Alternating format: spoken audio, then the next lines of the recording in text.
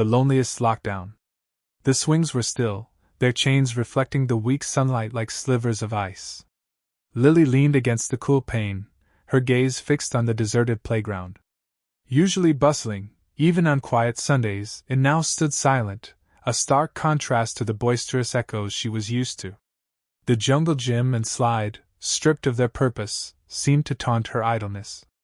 School's sudden closure had come Friday, a clipped email from the principal followed by a flurry of anxious texts. "See you on the other side, if there is one," Maya had typed, adding a queasy face emoji. Lily hadn't bothered replying.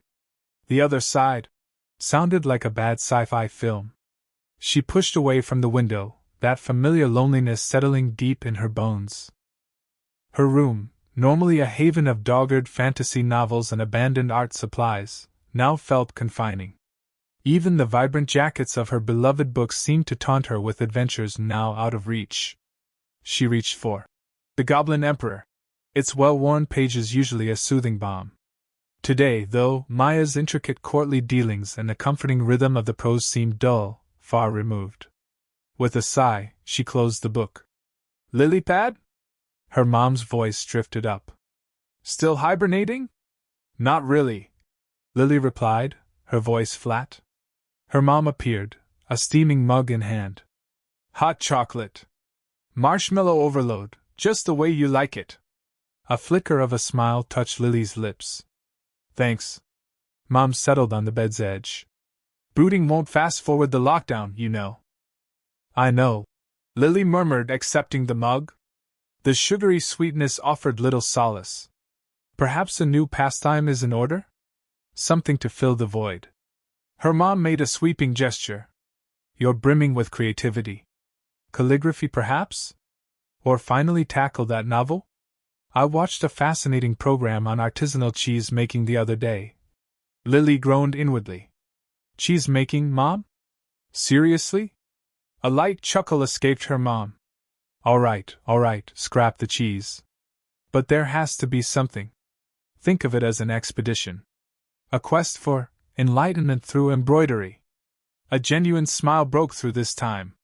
Her mom's unyielding optimism, though occasionally grating, was a strange comfort. After her mom departed, Lily slumped back, the pillows offering little comfort. A new hobby. The very thought felt draining. Still, her mom had a point. She couldn't just remain a sentinel at the window, waiting for life to resume. Opening her laptop, she dove into the internet's endless depths, eventually landing on a site promoting a global pen pal initiative. A picture of a handwritten missive, embellished with vibrant stamps, snagged her attention. Connection, friendship, a window into other cultures, the site promised. It sounded intriguing. A tiny spark of anticipation flickered. Hesitantly, she clicked "Sign up." A brief questionnaire appeared, inquiring about her interests, age, and aspirations. As she typed, a fragile hope began to bloom within her. Perhaps this lockdown wouldn't be a solitary confinement, after all. Perhaps, just perhaps, someone elsewhere felt equally adrift, equally isolated, equally yearning for a link. She completed her profile and held her breath. The site pinged almost immediately. "Locating compatible pen pals." An email across the ocean. Lily hesitated, hovering the mouse over the submit button.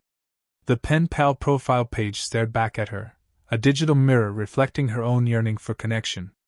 "Loves reading, drawing, and rainy days," she typed, hoping it was enough to pique someone's interest. It felt so basic. What if she was hopelessly, irredeemably boring? She chewed on her lip, a nervous habit she couldn't seem to shake. Taking a deep breath, she clicked. There was no going back now. The days that followed were a torturous mix of anticipation and dread. Every notification ping on her laptop sent a jolt of adrenaline through her veins, only to be followed by disappointment when it was just another promotional email or news alert. She started sketching more, filling notebooks with swirling patterns and fantastical creatures, anything to distract herself from the gnawing feeling of loneliness. Then, one afternoon, it happened. A new email popped into her inbox, the subject line simply, "Hello from Japan." Her heart leaped. This was it. She clicked it open, her fingers trembling slightly. The email was from someone named Tom Aoki. He wrote in slightly broken English, but his enthusiasm shone through every word. He mentioned seeing her profile and being drawn to her shared love of drawing. He, too, was an artist, he explained, mostly sketching animals and nature scenes. He lived in Tokyo, a city Lily had only dreamed of visiting. I also like rainy days, he wrote. They make good drawing days. What is your favorite book? Lily smiled. It was a small thing, but it felt like a lifeline.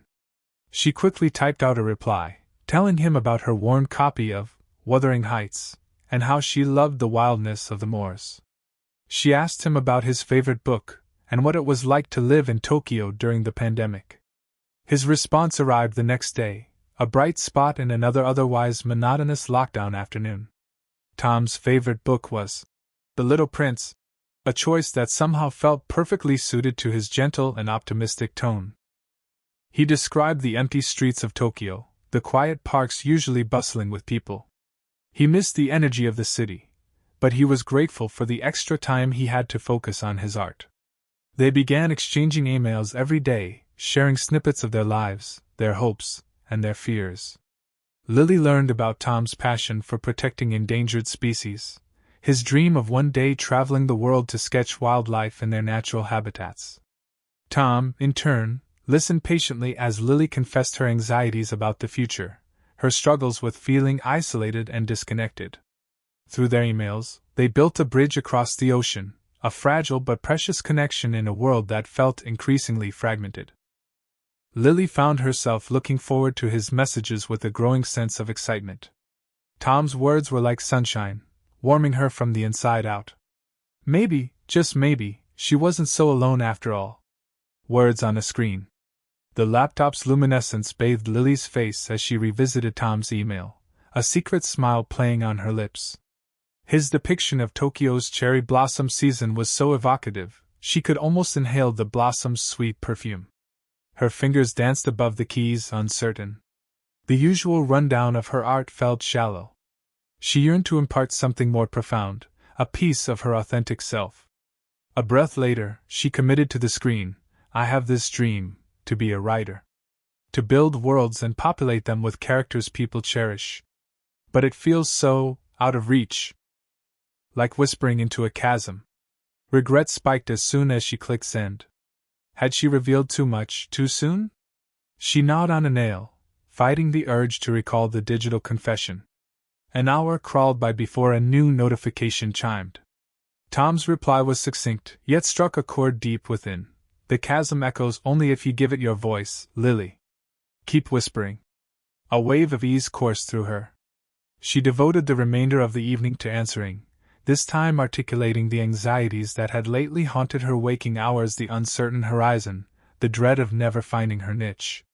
The following afternoon, Tom reciprocated with his own vulnerabilities. He was headed to a new high school come fall, after prolonged isolation. The prospect of forging friendships, of integrating after months apart, filled him with trepidation. It's like everyone else has already solidified their social circles. I'll be the newbie, perpetually playing catch-up. Lily resonated with that outsider feeling. She recounted her own clumsy attempts at joining clubs in junior high, the mortifying moments, the solitary lunches concealed within the library's stacks. Their correspondence became a vital outlet, a haven where they could be open and honest without fear of ridicule. They traded anecdotes about their families. Lily shared the saga of her dad's disastrous bread-baking attempt that triggered the smoke alarm's shrill cry. Tom detailed his grandmother's intricate tea ceremonies and her unwavering faith in the wisdom of fortune cookies. One evening, an email arrived with the subject line, "A curious thought." Inside, Tom had written, "Do you ever feel you understand someone's essence better through their written words than through face-to-face interaction? Like their prose unveils a dimension they themselves might not recognize." Lily froze, her pulse quickening. It mirrored her own sentiments regarding Tom. His emails acted as a portal to his inner self, revealing a kind, thoughtful soul she was developing deep affection for. She composed a reply, Perhaps writing allows for reflection, for deliberate word choice. To present an idealized version of oneself, or perhaps the most honest one. She hesitated, then added, I feel I know you, Tom. Truly know you. With a flutter of nerves in her stomach, she sent the email and shut her laptop. The screen faded to black, leaving her alone with her burgeoning feelings and the burgeoning awareness that her bond with Tom held a unique significance, a genuine quality, despite the physical distance that separated them. The first letter. Lily sat at her desk, a vibrant array of stationery her arsenal. Forget the sterile ping of emails. This was an act of genuine connection. She longed to give Tom something real, a tangible piece of herself he could hold, imbued with the delicate scent of her favorite lavender lotion. A sheet of creamy paper, subtly adorned with pressed floral accents, beckoned. Elegant yet understated, just the right canvas. Beside it, a rainbow of gel pens shimmered under the desk lamp, each a potential voice. Should she begin with an emerald flourish? Or a confident stroke of sapphire? Indecision fluttered. Finally, she uncapped the green. Dear Tom, she inscribed, each letter a deliberate act. It felt far more personal than a subject line. Pen momentarily paused between her lips, she pondered her message. She yearned to share the subtle narratives of her days, the robin nesting in her apple tree, the delightful lavender scones from the new bakery downtown. These were the small wonders she usually kept carefully guarded. Above all, she needed to express her gratitude. For the shared laughter, the late-night conversations, for the simple act of being seen, despite the distance. As she began, the words flowed effortlessly, filling the page with observations and anecdotes. Next, the artistic flourish. She leafed through her sketchbook, stopping at a pristine page. There, on the windowsill, bathed in the amber light of dusk, Whiskers, her tabby, slumbered peacefully. Inspiration struck. With a delicate black pen, she sketched, capturing the gentle curve of Whiskers' back, the subtle twitch of her nose, the serenity of her feline repose. A touch of watercolor brought warmth to Whiskers' ginger fur. It wasn't a grand piece, but it pulsed with the essence of Whiskers in blissful repose. Carefully, she trimmed the drawing, leaving a slender white frame. Then came the playful part, stickers. From a hidden drawer, she retrieved her trove, antique stamps, minuscule floral decals, whimsical sprites. She chose those that echoed their private jokes, a diminutive hot air balloon, a scattering of stars, a beaming sun. These she carefully positioned around the letter and Whiskers' portrait. The letter folded, she slid it into a matching cream envelope, meticulously addressing it, double-checking each digit of the postcode. A faint tremor danced through her fingers. This was it. This was really happening. She walked to the post box at the corner, the letter a cool weight in her palm. Releasing the envelope into the dark slot brought a rush of anticipation mixed with a tremor of doubt. It was out of her control now. The return journey felt drawn out. The sky deepened to indigo, pierced by distant starlight. She couldn't quell the questions swirling in her mind. Would he cherish the drawing? Would he grasp the unspoken sentiments woven into her words? Back in her room, she settled by the window, watching the streetlights blink on. A faint smile touched her lips. Regardless of the outcome, she had taken the leap. She had released a fragment of her soul into the world, bound in paper, sealed with ink, and propelled by hope. Now only patience remained. A sketch of a dog. The postmark was smudged, but Lily recognized Tom's looping script immediately. A thrill, delicate as a hummingbird's wing, fluttered in her chest. She carried the envelope to her favorite armchair by the window, the afternoon sun painting stripes across the worn fabric. With a careful tear, she opened it, inhaling the faint scent of wood smoke that clung to the paper. Tom's handwriting filled the page, a comfortable sprawl that felt like a familiar voice. He thanked her for the pressed lavender, mentioning how its fragrance had filled his small studio. He wrote about the upcoming art fair in his town, his anxieties about displaying his work, and a funny anecdote about Kiko stealing his paintbrushes. Then, her breath caught. Folded neatly beneath the letter was a sketch. It was Kiko. Not just a representation, but Kiko, captured in a few confident strokes of charcoal. The way the dog's ears perked, the soft curve of his muzzle, the glint of mischief in his eyes, it was all there. Lily traced the lines with a fingertip, feeling the texture of the paper beneath. It was more than just a drawing. It was a glimpse into Tom's world, his affection for his dog, and the depth of his talent. A small, handwritten note accompanied the sketch. "He's a good boy most of the time. Drawing is how I see the world, Lily. I'm glad I could share a bit of it with you." Lily felt a warmth spread through her, a comforting counterpoint to the persistent unease that had been her companion since the lockdown began. She hadn't known Tom Drew. This new layer of him, revealed so casually, was captivating. She'd always admired artists, those who could translate the world's beauty onto paper, canvas, or any available surface. She carefully placed the sketch on her mantelpiece, beside a faded photograph of her grandmother. Kiko seemed to fit right in, his sketched eyes watching over the room with a gentle curiosity. The letter made her want to reciprocate, to offer something tangible in return. She glanced out at her garden, vibrant with late summer blooms. The roses were past their peak, but the cosmos were still riotous, their delicate petals a splash of pink and white against the green. An idea sparked. She would press some cosmos, layering them carefully between the pages of her grandmother's old botany book. They wouldn't be as fragrant as lavender, perhaps, but they held a different kind of beauty, a quiet resilience that reminded her of Tom's spirit, evident in his words and now, vividly, in his sketch of Kiko. She would tell him about her garden, about the bees that buzzed lazily among the flowers, and about the feeling of grounding she found in tending to the earth. Maybe, just maybe, she would even attempt a sketch of her own. Perhaps a rendering of the old oak tree that stood sentinel at the edge of her property. It wouldn't be as masterful as Tom's, she knew, but it would be hers. A small piece of her world, shared with someone who, despite the distance, was beginning to feel remarkably close. The silence. The familiar clatter of mail hitting the entryway had become Lily's afternoon ritual, each arrival a small, anticipated joy delivered in ink and paper. Now the joy had stalled. 3 days of emptiness. The postal slot stood barren, a silent, metallic void offering only dust motes and antiquated leaflets from defunct businesses. She drifted to the kitchen window, the chintz fabric suddenly feeling like a stifling shroud. Outside, the sky hung low, a somber indigo pregnant with rain, echoing the weight in her heart. Tom's letters were more than mere correspondence. They were sunbeams filtering into her increasingly dim existence. She dashed off a quick message. "Hey Tom, just checking in. Hope everything's okay. Lily." A second look made her question the tone. Too eager?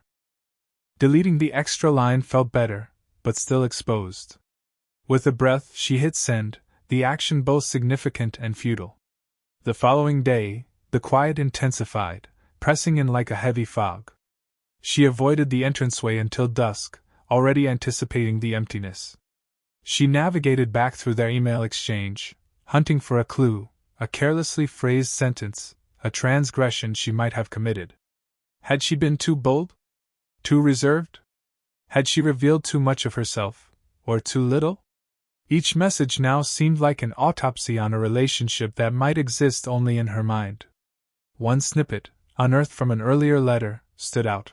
"Things are a bit chaotic here at the moment, but I'll fill you in soon." Chaotic. That had to be it. Something urgent had disrupted his routine. But why not a word? Even a brief note to indicate he was overwhelmed would have sufficed. The total absence felt intentional, an unceremonious closing of a door. She attempted to lose herself in sketching. Normally, the rub of charcoal against the textured paper soothed her, a way to externalize her inner turmoil. But today, the charcoal felt resistant, unwilling. She began a portrait, Tom's likeness materializing from the shaded tones. The gentle arc of his lips, the delicate wrinkles radiating from his eyes. Abruptly, she slammed the charcoal down, blurring the image, destroying his features in a smudge of gray. Sleep proved an elusive phantom that night. She thrashed in bed, the silence amplifying every groan of the aging house, every whisper of wine through the trees. Her anxieties swirled. Had she fabricated the connection? Had she simply projected her own yearnings onto his amiable phrases? Perhaps he had encountered someone new. Someone tangible. Someone present. The idea struck her like a frigid blade. She squeezed her eyes shut, begging for sleep, but instead was confronted by an empty postal slot, a slate-colored sky, and the defaced remnants of a forgotten drawing. The world seemed drained of its vitality, the vivid hues faded, leaving behind only grayscale and the overwhelming din of the quiet. A letter from afar.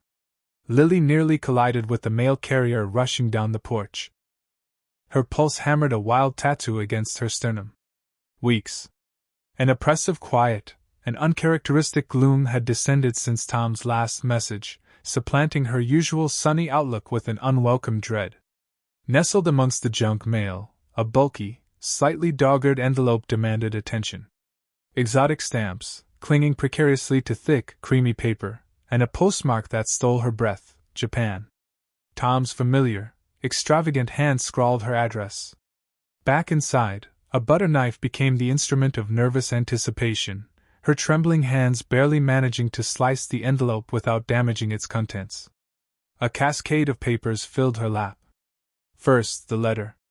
The deep sapphire ink of his handwriting sparked a wave of instant comfort. Lily, it began, the mere sight of her name, inked by him, dissolving weeks of tension. He launched into an apology for his long absence. A sudden, unforeseen relocation. His father's job had spirited the family away to his ancestral home, a secluded village high in the Japanese Alps. Reliable internet access was a relic of the past, a stark contrast to their former connected existence. He detailed the frustrating hunt for a signal, the constant disconnections, the sheer impossibility of consistent contact. Felt like stepping back centuries, he confessed, a glint of his characteristic wit tempering the words. I felt awful not being able to explain, to even say a decent goodbye. Sounds insane, I know, but living it was 10 times wilder.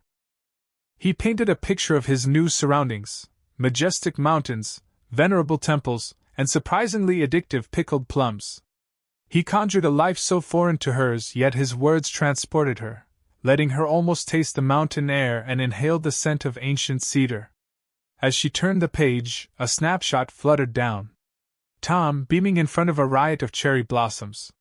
He held a lopsided, handmade sign, the cardboard bent at the corner. Scrawled in bold, imperfect letters. I miss you, Lily. A lone tear escaped, etching a path down her cheek, quickly followed by a torrent of others, a release of pent-up worry and burgeoning joy. He hadn't forgotten. He was thinking of her, even from a world away, a place simultaneously enchanting and impossibly distant. The letter continued chronicling his dogged pursuit of a stable internet connection, promising more frequent correspondence, and vowing to never allow such a chasm of silence to open between them again. It concluded with a poignant reassurance. Don't lose faith, Lily. I won't lose mine. Clutching the letter and photo, Lily closed her eyes, the image of Tom, bathed in the pink glow of cherry blossoms, searing itself onto her memory. The world seemed to brighten, the loneliness recede. The distance loomed, the obstacles formidable, yet something profound had blossomed between them, a resilient bond that defied oceans and mountains. A certainty, startling in its intensity, took root within her. She wouldn't abandon him. Not now, not ever. The surprise visit. The email arrived like a burst of sunshine after a long winter. Subject: The world is opening up. Lily clicked it open, her heart doing a little jig. It was from Tom. His familiar, slightly quirky writing filled the screen, detailing how Tokyo was slowly easing restrictions. He was finally able to go out more, to visit his favorite ramen shop, to even see friends in person again. Lily replied almost immediately, her fingers flying across the keyboard. The lockdowns in her own state were loosening too.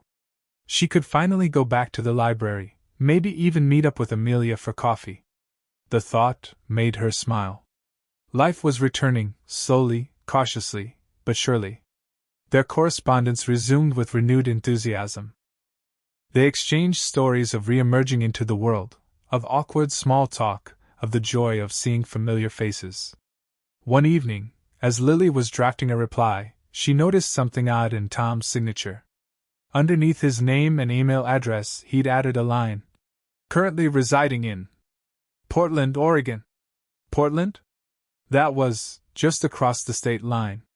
Lily stared at the words, her mind reeling. She quickly Googled it, confirming the distance. It was a manageable drive, a far cry from Tokyo. How could he have moved so close without mentioning it?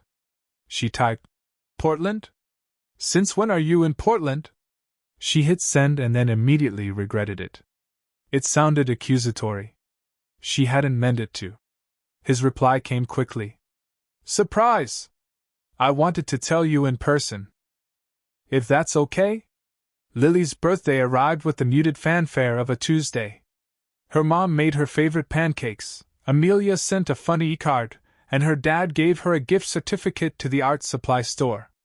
It was a nice day, a normal day. But a small part of her felt a little empty. Tom hadn't mentioned her birthday, and she hadn't wanted to bring it up. Maybe he'd forgotten. She was sketching in her notebook, trying to capture the way the morning light fell across her desk, when she heard a knock at the door.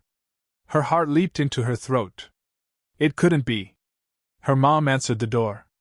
Lily, dear, you have a visitor. Lily slowly rose, her hands suddenly clammy. She walked towards the hallway, her breath catching in her chest. There he was. Tom. Standing on her porch, looking slightly rumpled but undeniably real. He was holding a bouquet of lilies, her favorite, wrapped in simple brown paper. He smiled, that same warm, slightly shy smile she'd seen in his profile picture. Happy birthday, Lily, he said, his voice a little nervous. He extended the flowers. I know it's not much, but... He trailed off, gesturing with a small, rectangular package tucked under his arm. Lily took the flowers, their scent filling her senses. Tom, she whispered, her voice barely audible. What are you doing here? I wanted to surprise you, he said, his eyes sparkling. Is that okay? Friendship under the stars. The park throbbed with the final pulse of summer. Sunlight fractured through the canopy, scattering mosaics onto the trail. Lily, usually cocooned in the calm of her room, felt a hesitant stir of excitement walking alongside Tom. The morning unfolded across that sprawling domain, a tapestry of trimmed lawns juxtaposed with untamed thickets. Tom, brimming with an infectious grin, acted as her guide, revealing subtle wonders, a family of ducks navigating towards the pond, a lone toadstool bravely emerging from the damp soil. Check this out! He knelt, his camera poised. A veritable gnome's abode. Lily drew nearer.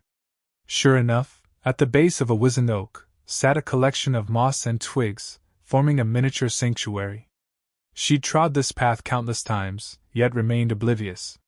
Tom possessed a talent for revealing the extraordinary within the mundane.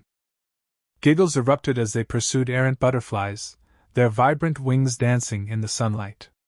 They sent stones skipping across the pond, each ripple disrupting the glassy surface. With each shared moment, Lily sensed a delicate bond solidifying, a bridge forming across the chasm that usually kept them apart.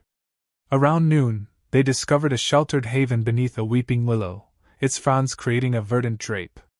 Lily unfurled a checkered blanket, extracting the contents of her carefully packed picnic basket. Simple sandwiches, juicy fruit, and a thermos of chilled tea. Unpretentious fare, yet imbued with heartfelt warmth.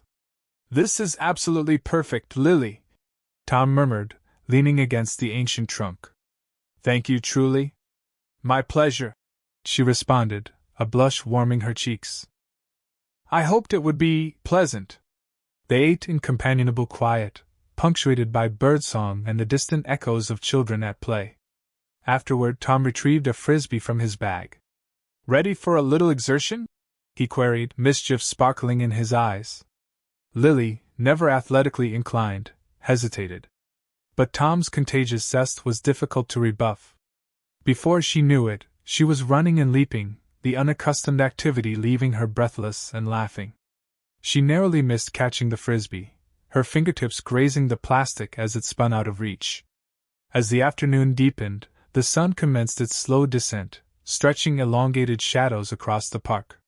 The air cooled, carrying the fragrance of moist earth and decaying foliage. They sat shoulder to shoulder, watching the sky transform into a panorama of blazing oranges and muted violets. Tom cleared his throat, a tremor of anticipation in his tone. "I have something for you," he revealed, reaching into his rucksack. He produced a rolled-up sheet of paper, secured with a slender ribbon. Lily's heart fluttered with expectation. She carefully released the ribbon and unfurled the paper. It was a sketch, rendered in fine pencil strokes. A stylized portrayal of two figures seated beneath a star-strewn sky. The stars themselves were meticulously detailed, each one unique and glimmering.